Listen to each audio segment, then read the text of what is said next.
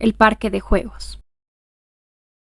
El señor Charles Underhill ignoró 1000 veces el parque de juegos, antes y después de la muerte de su mujer. Pasaba ante él mientras iba hacia el tren suburbano, o cuando volvía a su casa. El parque ni le gustaba, ni dejaba de gustarle. Apenas advertía su existencia, pero aquella mañana, su hermana Carol, que había ocupado durante 6 meses el espacio vacío del otro lado de la mesa del desayuno, mencionó por primera vez el tema, serenamente. Jim va a cumplir 3 años, así que mañana lo llevaré al parque de juegos. ¿El parque de juegos? Ya en su oficina subrayó en un memorándum con tinta negra: mirar el parque de juegos. Aquella misma tarde, con el estruendo del tren todavía en el cuerpo, el señor Underhill recorrió el acostumbrado trayecto de vuelta con el periódico doblado y apretado bajo el brazo para evitar la tentación de leer antes de pasar el parque. Así fue que a las 5:10 de aquel día llegó a la verja de hierros fríos y la puerta abierta del parque, y se quedó allí mucho tiempo, petrificado, mirándolo todo. Al principio parecía que no había nada que ver, y luego, a medida que dejaba de atender a su acostumbrado monólogo interior, la escena gris y borrosa, como la imagen de una pantalla de televisión, fue aclarándose poco a poco. Percibió ante todo unas voces confusas, débiles gritos subacuáticos que emergían de unas líneas indistintas, rayas en zigzag y sombras. Luego, como si alguien hubiese puesto en marcha una máquina, las voces se convirtieron en gritos. Las visiones se le aclararon de pronto, y vio a los niños. Corrían velozmente por el césped del parque, peleando, golpeando, arañando, cayendo, con heridas que sangraban, o estaban a punto de sangrar, o habían sido vendadas hacía poco. Una docena de gatos arrojados a unos perros dormidos no hubieran chillado de esa manera. Con una claridad increíble, el señor Underhill vio las minúsculas cortaduras y cicatrices en caras y rodillas. Resistió parpadeando aquella primera explosión de sonido. La nariz reemplazó a los ojos y oídos, que se retiraron dominados por el pánico. Aspiró el olor penetrante de los ungüentos, la tela adhesiva, el alcanfor y el mercurio cromo rosado, tan fuerte que se sentía su gusto acre. Un viento de yodo pasó por entre los hierros de la verja, de reflejos opacos bajo la luz del día, nublado y gris. Los niños corrían como demonios sueltos por un enorme campo de bolos, estrechándose ruidosamente y sumando golpes y heridas, empujones y caídas, hasta un incalculable total de brutalidades. ¿Estaba equivocado o la luz del parque era de una intensidad peculiar? Todos los niños parecían tener 4 sombras. Una oscura y 3 penumbras débiles, que hacían estratégicamente imposible decir en qué dirección se precipitaban sus cuerpos para alcanzar el blanco. Sí, la luz oblicua y deformante parecía transformar el parque en algo lejano y remoto que Underhill no podía alcanzar. O se trataba quizá de la dura verja de hierro, no muy distinta de las verjas de los zoológicos, donde cualquier cosa puede ocurrir del otro lado. Un corral de miserias, pensó Underhill. ¿Por qué insistirían los niños en hacer insoportable la vida? Oh, la continua tortura. Se oyó suspirar con un inmenso alivio. Gracias a Dios, para él, la infancia había terminado, definitivamente. No más pinchazos, moretones, pasiones insensatas y sueños frustrados. Una ráfaga le arrancó el periódico. Corrió tras él bajando los escalones que llevaban al parque, alcanzó el diario y se retiró deprisa, pues durante un brevísimo momento, sumergido en aquella atmósfera, había sentido que el sombrero crecía y se hacía demasiado grande, la chaqueta demasiado pesada, el cinturón demasiado flojo, los zapatos demasiado sueltos. Durante un instante se había sentido como un niño que juega al hombre de negocios con la ropa de su padre.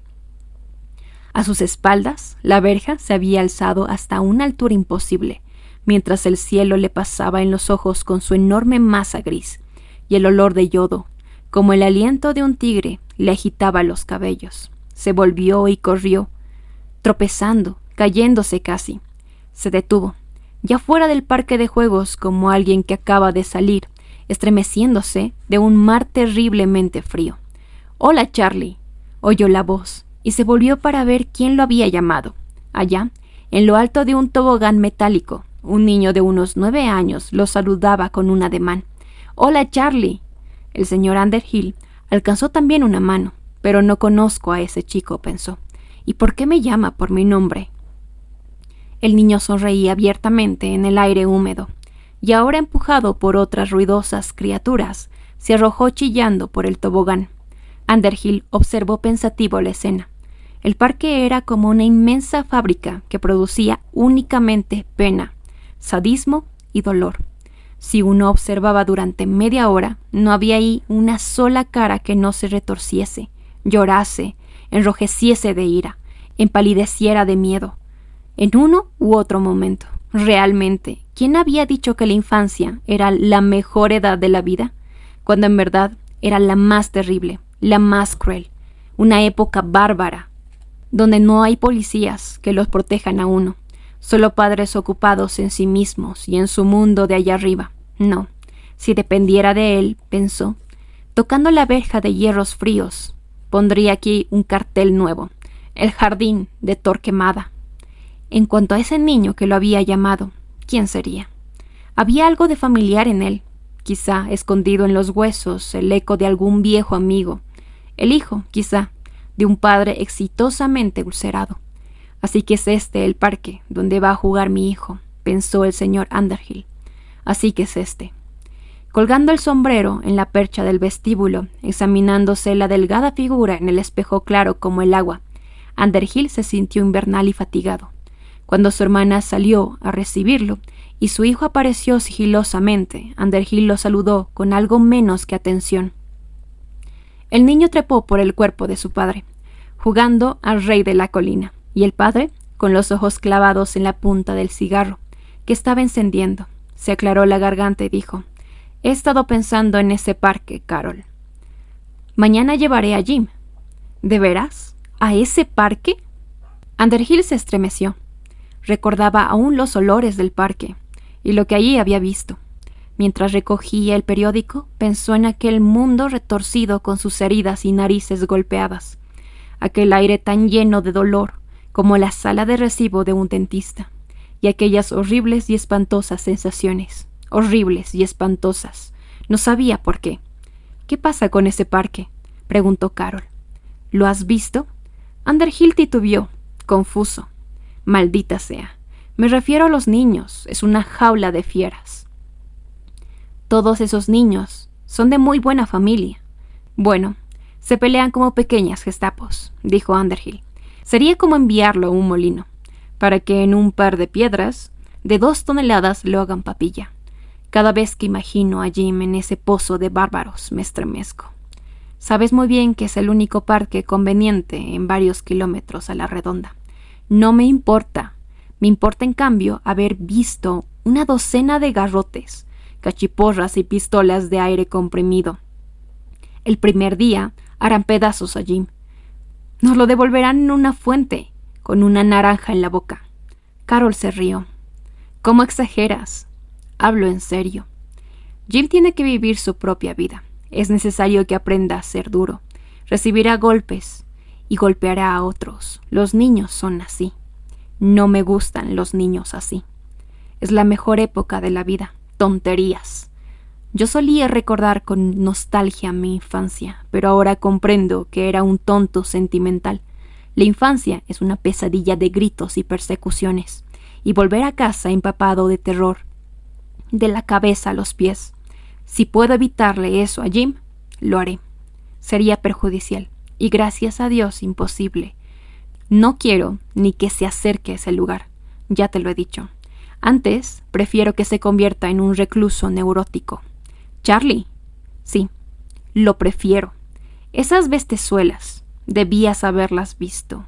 Jim es hijo mío, no tuyo, no lo olvides». Sintió en los hombros las delgadas piernas del niño, los delicados dedos que le alborotaban el cabello. «No quiero que hagan con él una carnicería. Lo mismo le ocurriría en la escuela. Es preferible que se vaya acostumbrando ahora que tiene 3 años». «He pensado en eso también».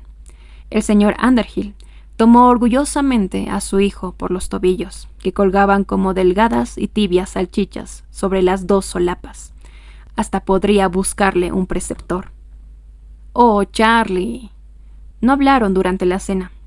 Después de cenar, el señor Underhill llevó a Jim a dar un paseo mientras Carol lavaba los platos. Pasaron frente al parque de juegos, iluminado por las débiles lámparas de la calle. Era una noche fría de septiembre y ya se percibía la fragancia seca del otoño. Otra semana más y rastrillarían a los niños en los campos, como si fueran hojas, y los llevarían a quemar a las escuelas, empleando el fuego y la energía de la infancia para fines más constructivos. Pero volverían aquí después de las clases, acometiéndose unos a otros, convirtiéndose a sí mismos en veloces proyectiles, dando en el blanco, estallando, dejando estelas de miseria detrás de aquellas guerras minúsculas. «Quiero ir allí», dijo Jim, apretándose contra la alta verja de hierro, observando los últimos 15 niños que jugaban golpeándose y persiguiéndose. «No, Jim, no puedes querer eso». «Quiero jugar», dijo Jim, mirando fascinado con los ojos brillantes, como un niño grande pateaba a un niño pequeño, que a su vez pateaba a otro más pequeño. «Quiero jugar, papá». Underhill tomó con firmeza el brazo menudo. «Vamos, Jim, tú nunca te meterás en esto mientras yo pueda evitarlo. Quiero jugar». Jim gimoteaba ahora. Los ojos se le deshacían en lágrimas y tenía la cara como una naranja arrugada y brillante. Algunos de los niños escucharon el llanto y levantaron la cabeza. Underhill tuvo la horrible sensación de encontrarse delante de una madriguera de zorros, sorprendidos de pronto y que alzaban los ojos de los restos peludos y blancos de un conejo muerto.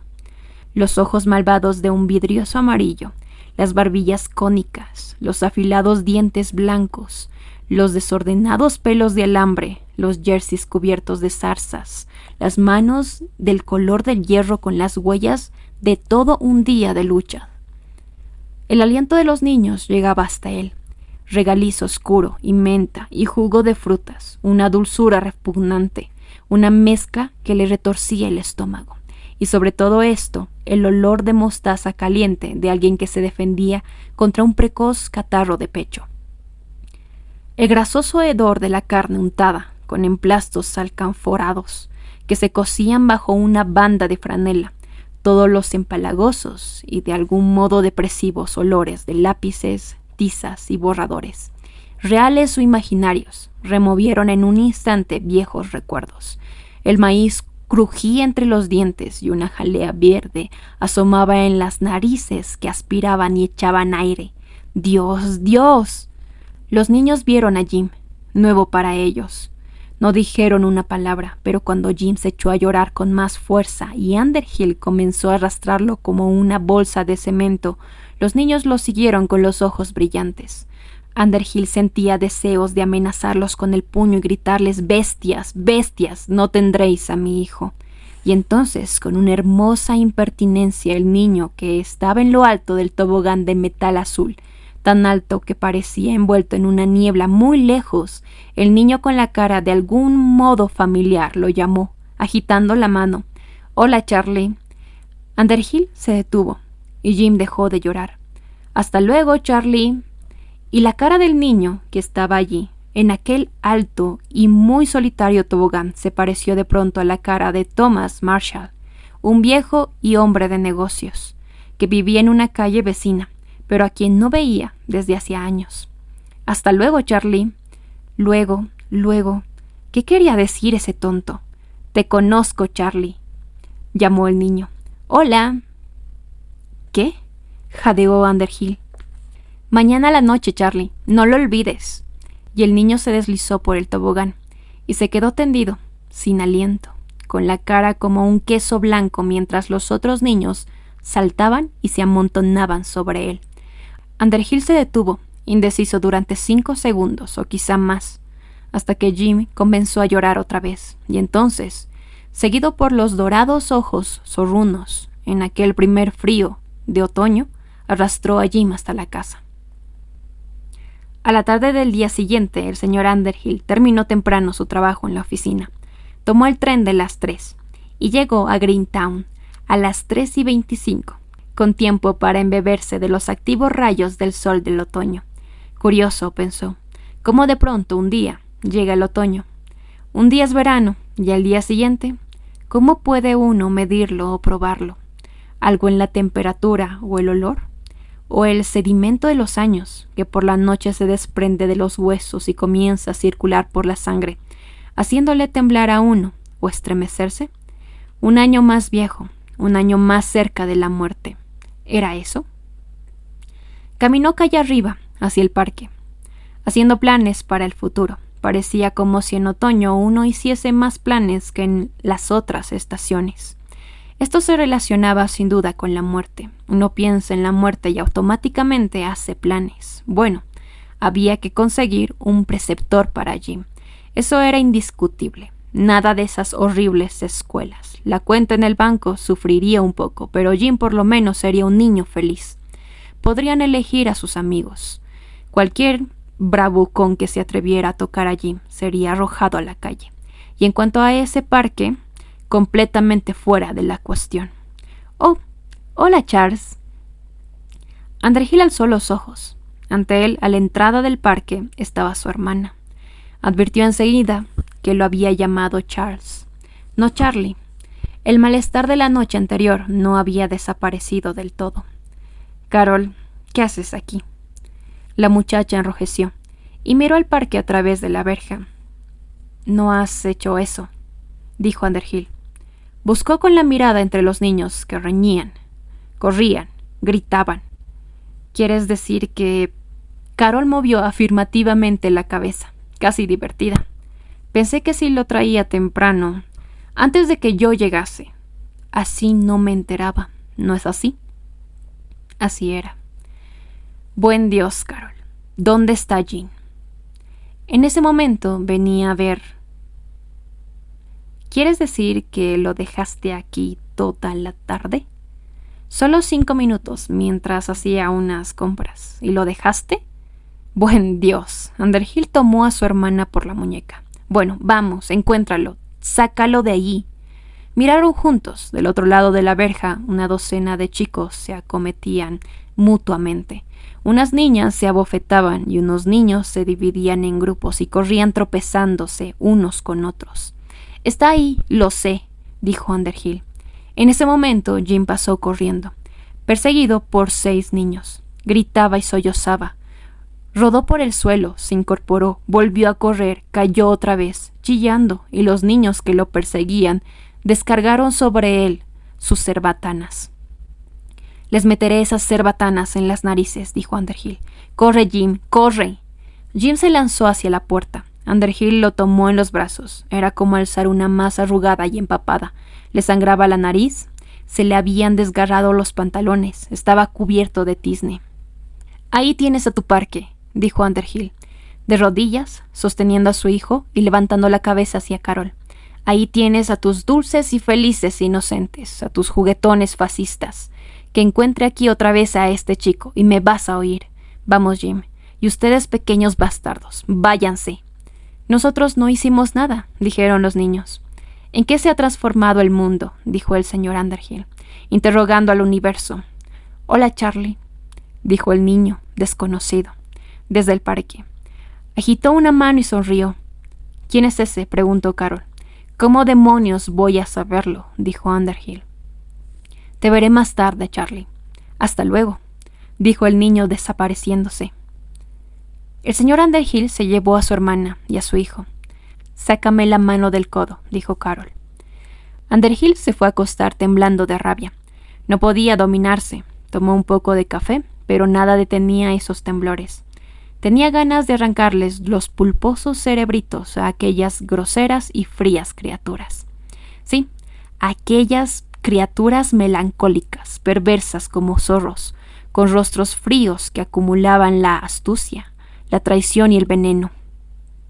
En nombre de todo lo que era decente, ¿qué clase de niños era esta nueva generación? Una banda armada de palos, cuerdas y cuchillos, una manada sedienta de sangre, formada por idiotas descabellados. Las aguas del albañal, del descuido, les corrían por las venas. Ya en cama, movió violentamente la cabeza. una y otra vez, del lado caliente de la almohada al otro lado, y al fin se levantó y encendió un cigarrillo. Pero eso no bastaba. Al llegar a la casa se había peleado con Carol y le había gritado, y ella le había gritado a él, como un pavo y una pava que chillaban en medio del campo, donde todos se ríen de las tonterías de la ley y el orden, que nadie recuerda. Underhill se sentía avergonzado. Uno no combate la violencia con violencia, no si uno es un caballero. Uno habla con calma, pero Carol quería poner al niño en un torno y que lo despachurraran. Quería que lo pincharan, lo agujerearan y descargaran sobre él todos los golpes, que lo golpearan continuamente desde el parque de juegos al parvulario, y luego en la escuela, en el colegio, en el bachillerato. Si tenía suerte, al llegar al bachillerato, los golpes y crueldades se refinarían a sí mismos. El mar de sangre y saliva se retiraría de la costa de los años y dejaría a Jim a orillas de la madurez, con quién sabe qué perspectivas para el futuro. Con el deseo quizá de ser un lobo entre lobos, un perro entre perros, un asesino entre asesinos. Ya había bastante de todo eso en el mundo. Solo pensar en los próximos 10 o 15 años de tortura estremecía al señor Underhill. Sentía la cara entumecida por las inyecciones, herida, quemada, aplastada, retorcida, violada y machacada. Underhill se sacudió como una medusa de mar, echada violentamente en una mezcladora de cemento. Jim nunca sobreviviría. Era demasiado delicado para esos horrores. Underhill se pasaba por la casa envuelta en las sombras de la medianoche, pensando en todo eso, en sí mismo, en su hijo, el parque, el miedo. No hubo parte que no tocara y revolviera dentro de él. Cuánto, se dijo a sí mismo, cuánto de esto se debe a la soledad, cuánto a la muerte de Anne, cuánto a la nostalgia, y qué realidad tiene el parque mismo y los niños. Cuánto hay de racional y cuánto de disparate. Movió los delicados pesos en la escala y observó cómo el fiel se movía, se detenía y volvía a moverse, hacia atrás y hacia adelante, suavemente, entre la medianoche y el alba, entre lo blanco y lo negro, entre la sana cordura y la desnuda insensatez. No debía apartar tanto, tenía que darle al niño más libertad. Y sin embargo, cuando miraba el rostro menudo de Jim, veía siempre en él a Anne, en los ojos, en la boca, en las aletas de la nariz, en el aliento tibio, en el brillo de la sangre que se movía bajo la delgada conchilla de la piel. Tengo derecho, pensó, a tener miedo.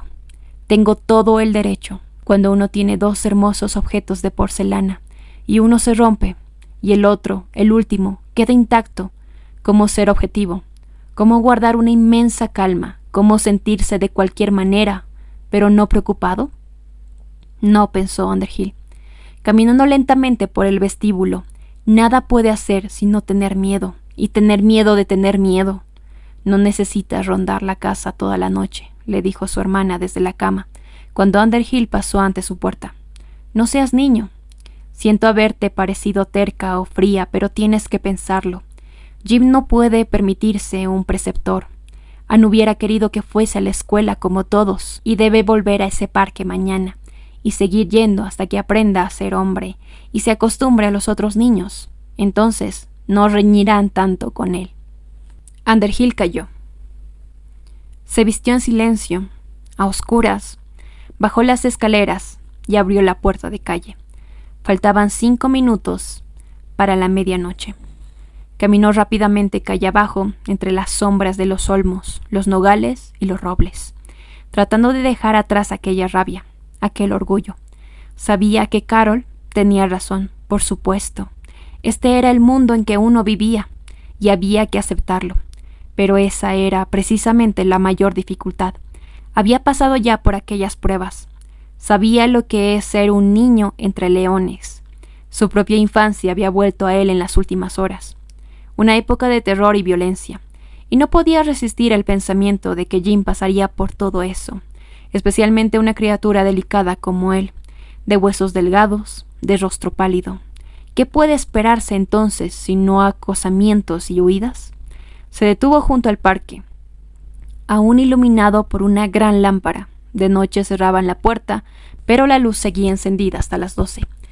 Sentía deseos de destrozar aquel lugar despreciable, echar abajo la verja de hierro, borrar los toboganes y decirles a los niños: váyanse, váyanse todos a jugar a los patios de sus casas.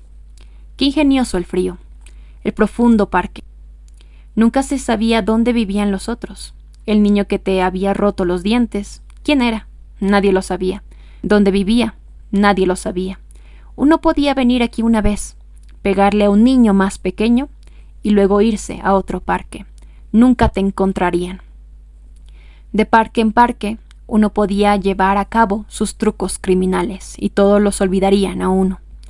Se podía regresar a ese mismo parque un mes después, y si el niñito a quien le hiciste saltar los dientes estaba allí y te reconocía, podías negarlo. No, no soy ese. Tiene que haber sido otro.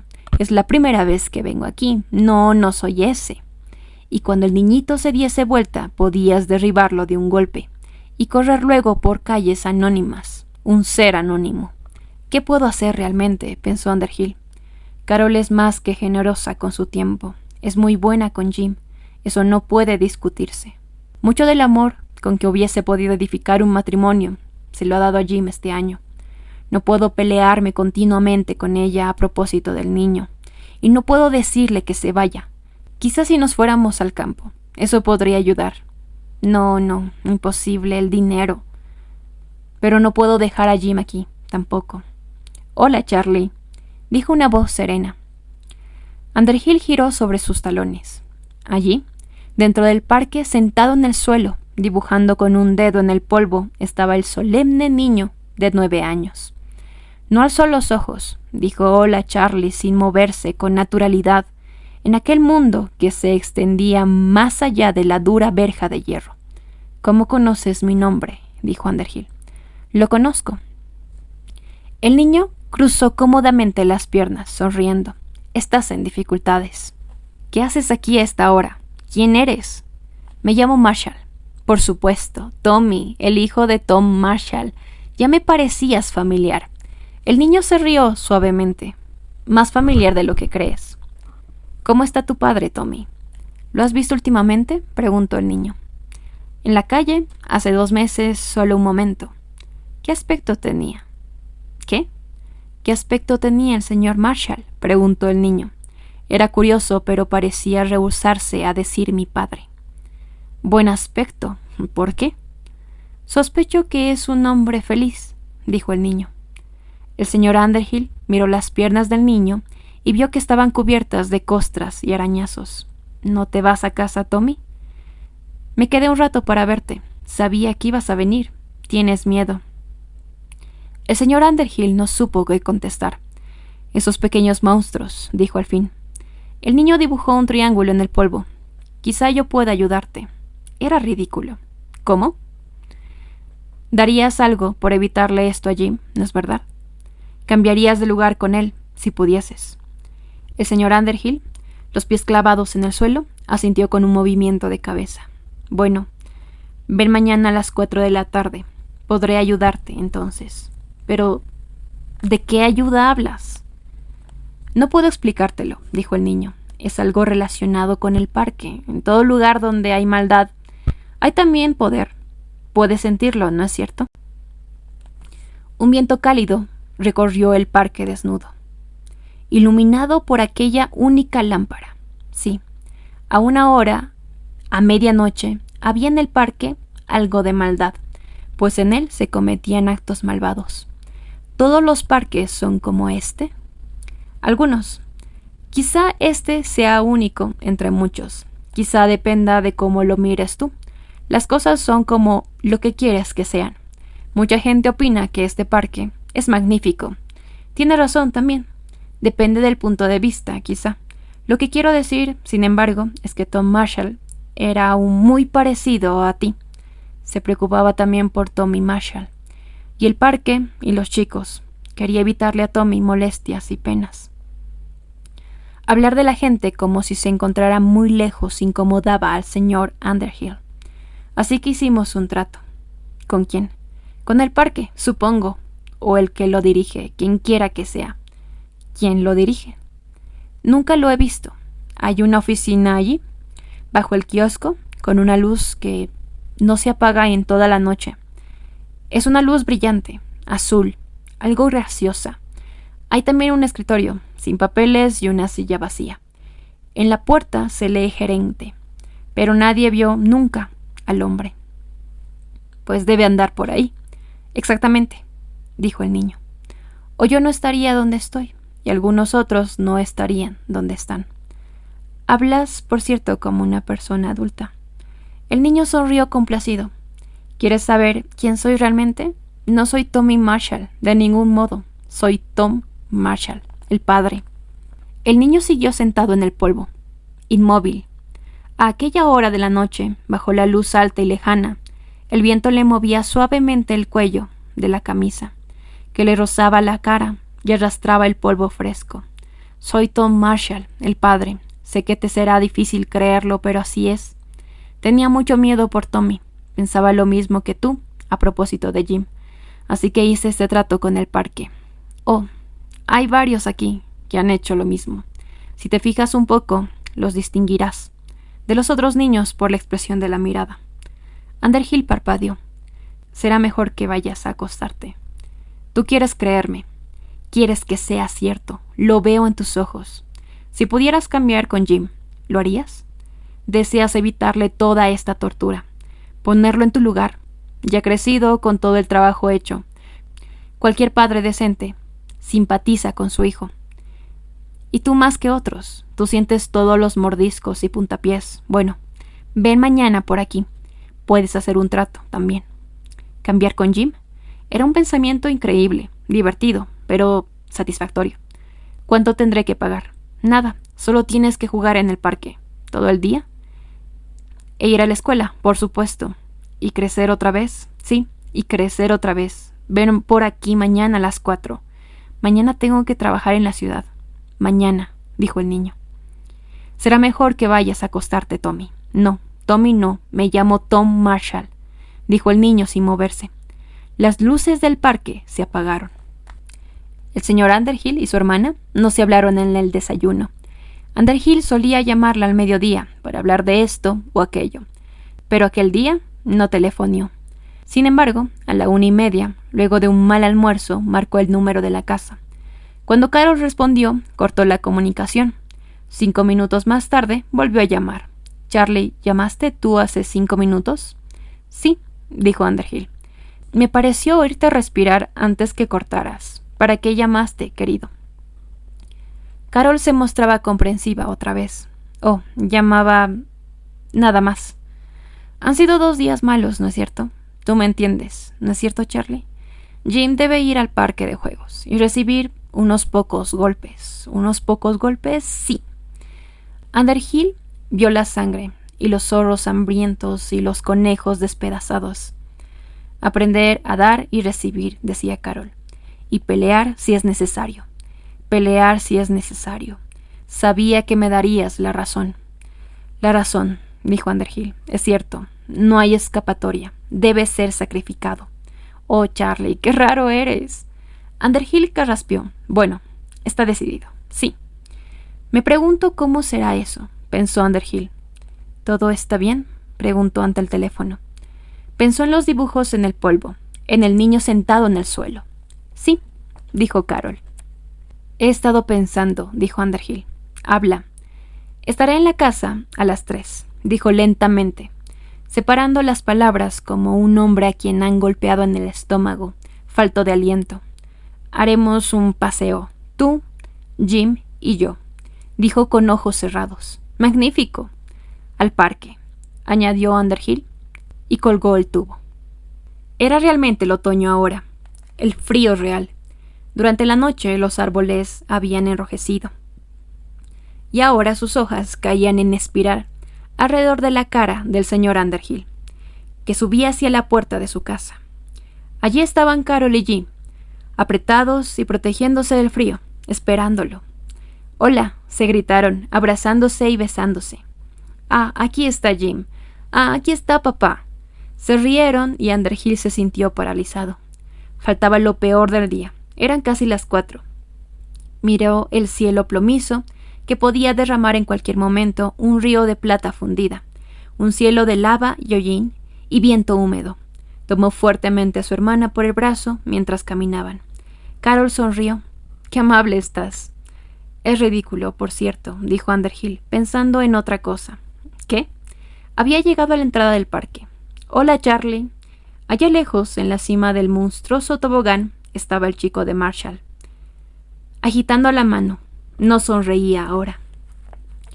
«Tú espera aquí», le dijo el señor Underhill a su hermana. «Será nada más que un momento. Me llevo a Jim al parque». «Muy bien». Underhill tomó la manita del niño. «Vamos, Jim, no te separes de papá». Bajaron los duros escalones de cemento y se detuvieron en el polvo liso. Ante ellos, en una secuencia mágica, se extendían los diagramas, las rayuelas gigantescas, los asombrosos numerales y triángulos y figuras oblongas que los niños habían dibujado en el polvo increíble. Un viento enorme bajó del cielo y el señor Underhill se estremeció. Apretó con más fuerza aún la mano del niño y miró a su hermana. «Adiós», dijo. Pero estaba creyéndolo. Estaba en el parque y lo creía, y era mejor así. Nada era demasiado bueno para Jim, nada en este mundo atroz. Y ahora su hermana se reía de él. «Charlie, tonto». Y entonces echaron a correr por el suelo sucio del parque, por el fondo de un mar pétreo que los empujaba y apretaba.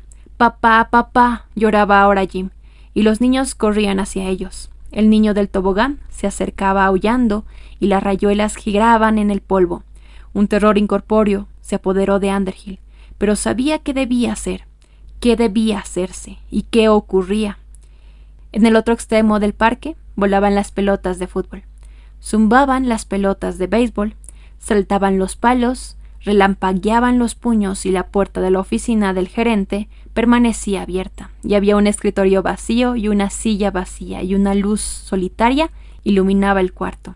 Underhill trastabilló, cerró los ojos y cayó, llorando con el cuerpo doblado por el dolor, murmurando palabras extrañas mientras el mundo giraba y giraba. «Ya está, Jim», dijo una voz, y el señor Underhill subió.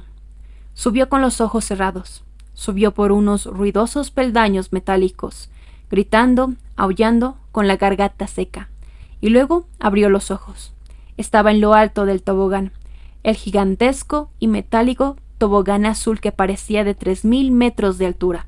Unos niños lo atropellaban, lo golpeaban para que siguiese. «¡Tírate! ¡Tírate!». Y Underhill miró. Y allá abajo, un hombre de abrigo negro se alejaba del parque. Y allá, en la entrada, una mujer lo saludaba con la mano, y el hombre se detuvo junto a la mujer, y ambos lo miraron, agitando las manos y gritándole: «¡Diviértete, Jim! ¡Diviértete!». Underhill dio un grito, se miró las manos, comprendiendo aterrorizado, las manos pequeñas, las manos delgadas. Miró la tierra allá abajo, muy lejos, sintió que le sangraba la nariz, y allí estaba el chico de Marshall, junto a él. «Hola», gritó el otro, golpeándole la boca. «Solo pasaremos aquí 12 años», gritó en medio del tumulto. «12 años», pensó el señor Underhill, atrapado. «Y el tiempo es diferente para los niños. Un año es como 10 años. No se extendían ante él 12 años de infancia, sino un siglo de esto. «¡Tírate!». Detrás de él, mientras lo pinchaban, aporreaban, empujaban, el hedor de la mostaza, los maníes, el regaliz masticado y caliente, la goma de menta y la tinta azul, el olor del hilo de las cometas y el jabón de glicerina, el olor a calabaza de la fiesta de todos los santos y la fragancia de las máscaras de papel y el olor de las cicatrices secas. Los puños se alzaban y caían. Underhill vio las caras de zorros y más allá, junto a la verja, al hombre y a la mujer que lo saludaban con la mano. Se estremeció. Se cubrió el rostro, sintió que lo empujaban, cubierto de heridas, al borde de la nada.